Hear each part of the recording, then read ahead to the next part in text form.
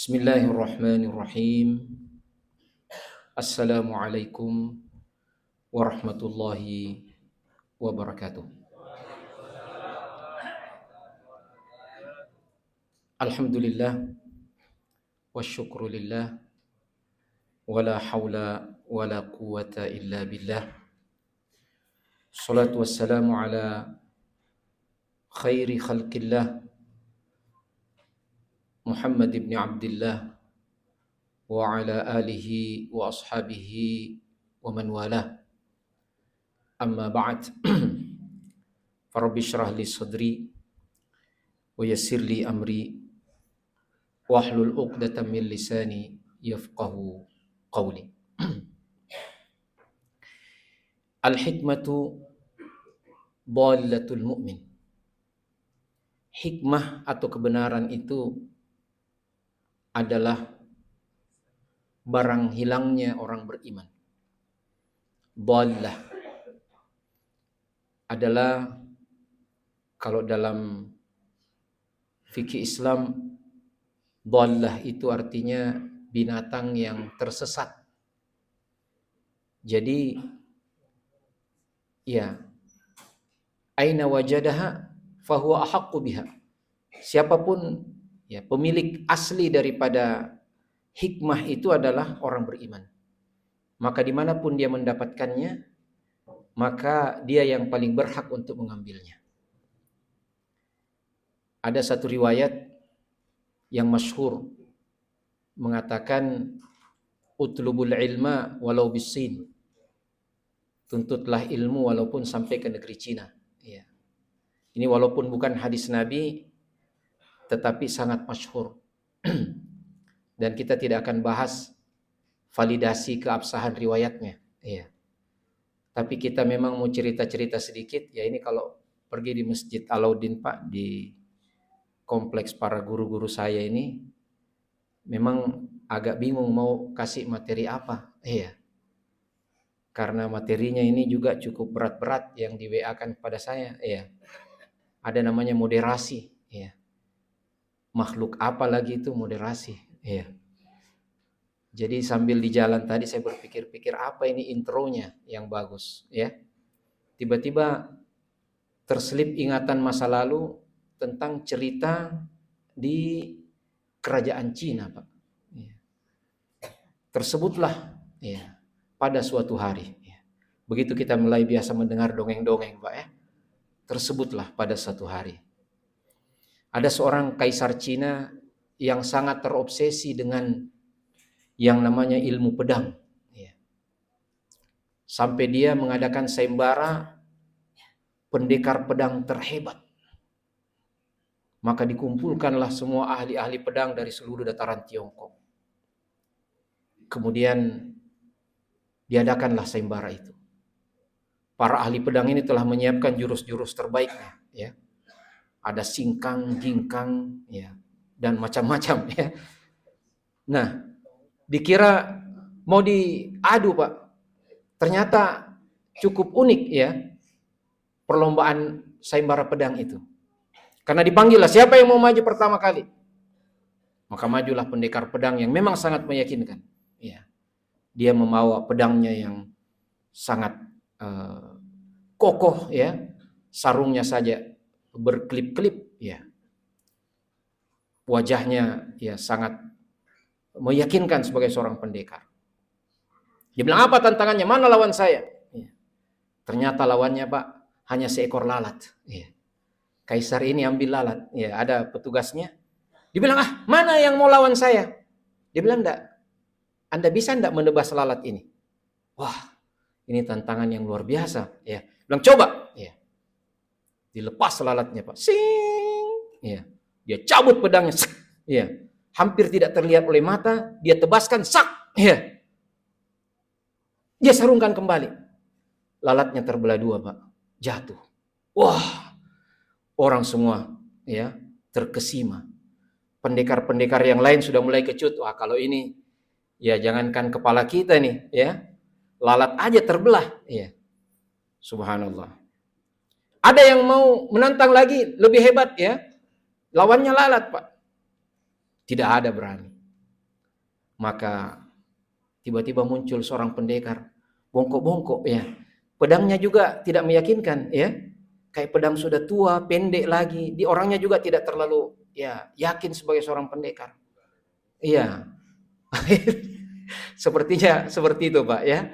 Nah, tapi dia maju, tidak ada yang berani maju. Anda yang mau melawan, Anda sanggup enggak seperti itu? Dia bilang kita coba. Dilepaskanlah lalat itu seperti tadi. Sing.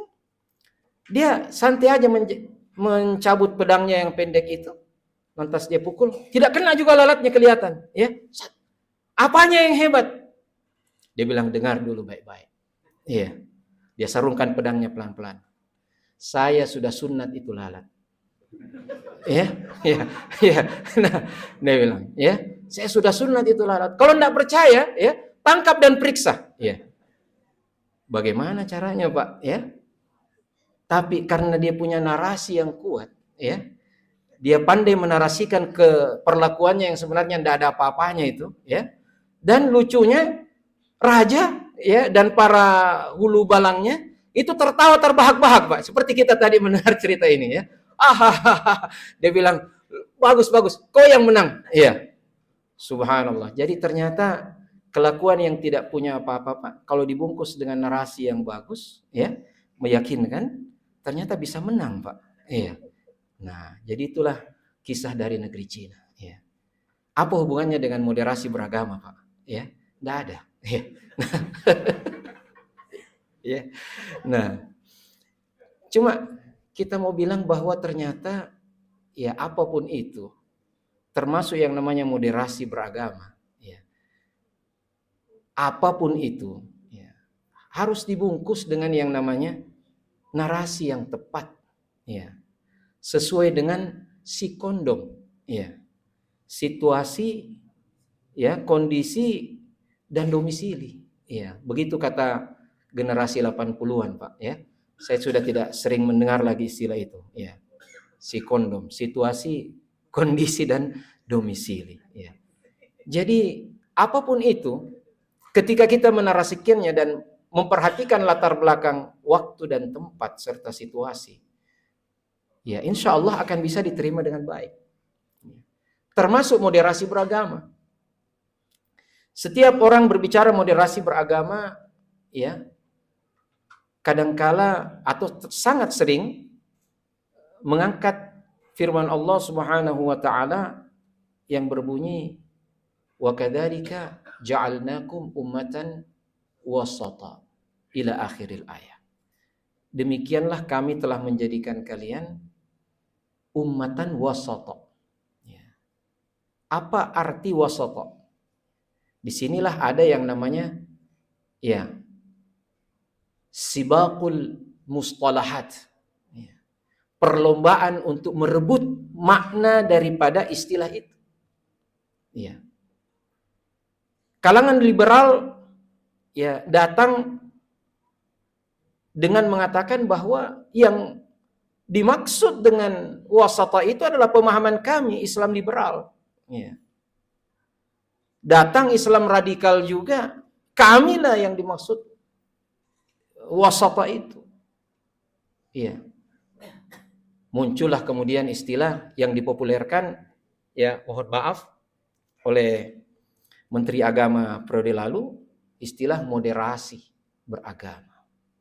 Nah, kita jangan terperangkap dengan pemaknaan etimologis semata, tapi kita perlu melihat latar belakang historis, latar belakang si kondom itu tadi, ya. Ternyata apa sebenarnya yang dimaksud dengan moderasi beragama itu?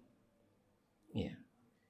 Ketika pemahaman moderasi beragama adalah berarti ya kita beragama ini ibaratnya, Pak, ya. Mohon maaf kalau tidak terlalu tepat istilahnya, harus ada kikilnya. Iya. Baru-baru saya lewat di Jalan Bungaya, Pak, ya. Kumala masuk ada sop kikil. Ya. Ya. Apa itu fungsinya kikil, Pak? Konrona, ya. Kikilnya itu ada tulang rawan. dalam struktur tulang kita.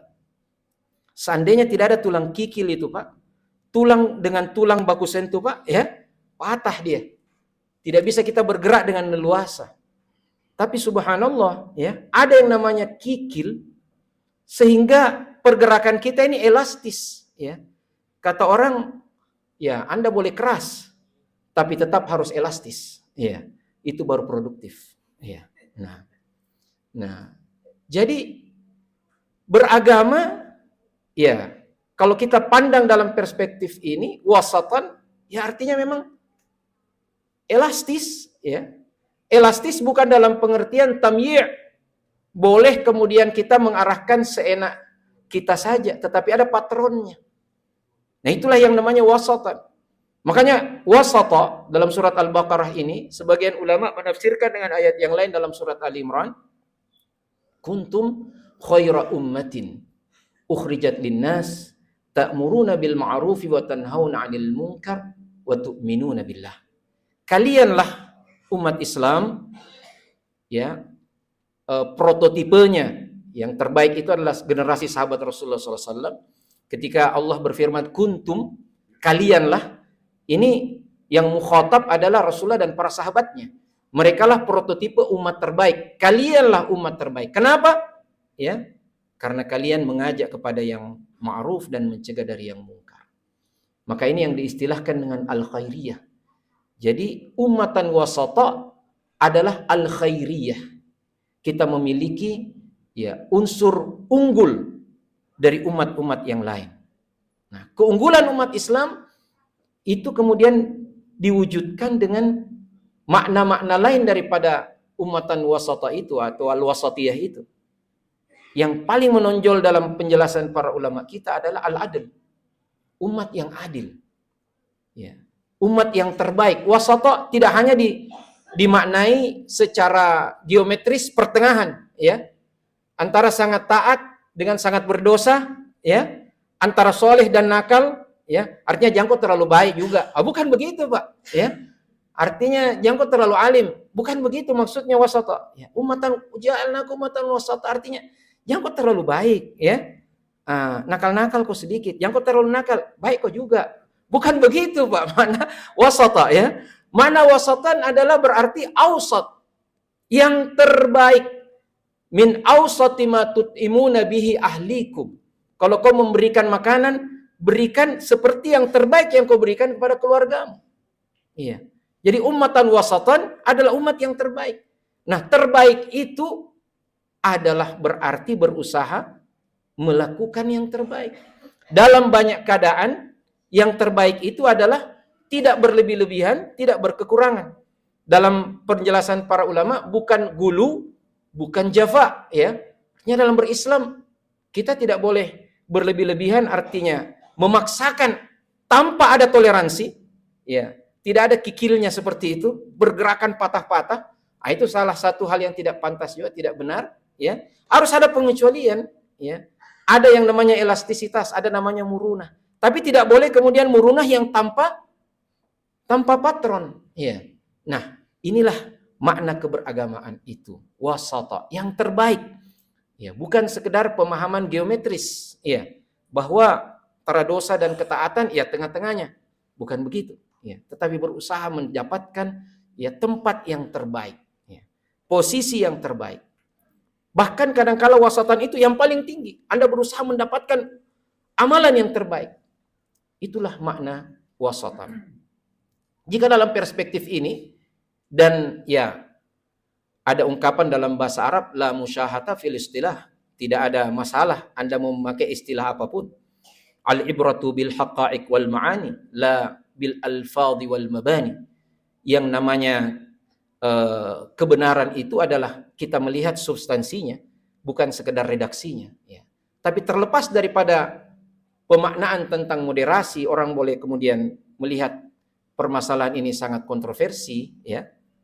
Tetapi ketika didalami pemikiran sebagian orang-orang yang getol mempopulerkan, mengkampanyekan moderasi beragama, ada istilah yang dekat dengan kata moderasi itu, modernisme, ya. bahkan postmodern. Ya. Apa salah satu inti ya daripada pemikiran postmodernisme itu? Itulah yang kita kenal istilahnya sekarang ya nihilisme. Ya. Bahwa kebenaran tidak ada yang mutlak. Nah, dalam perspektif keberagamaan, apalagi dalam tinjauan akidah, kita sebagai umat Islam harus yakin memang dengan ajaran agama kita. Iya. Kalau kita mengatakan ajaran agamaku benar, tapi yang lain juga benar, ya.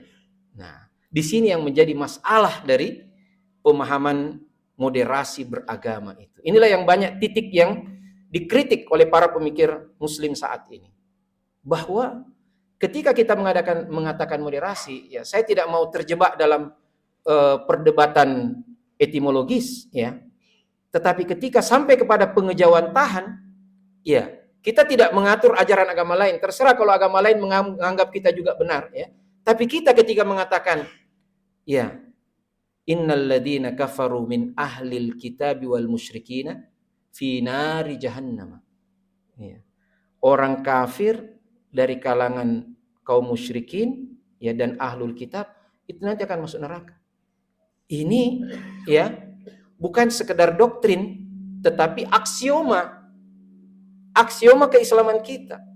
Ketika kita mengatakan la ilaha illallah, itu kita tidak sekedar mengatakan Allah itu satu-satunya Tuhan. Ya, la ilaha illallah itu menggunakan secara etimologis sighatul hasr yang paling kuat yang disebut dengan an-nafy wal itsbat. Dalam bahasa Arab kalau kita mau mengatakan hanya, bisa kita gunakan innama, ya, hanyalah.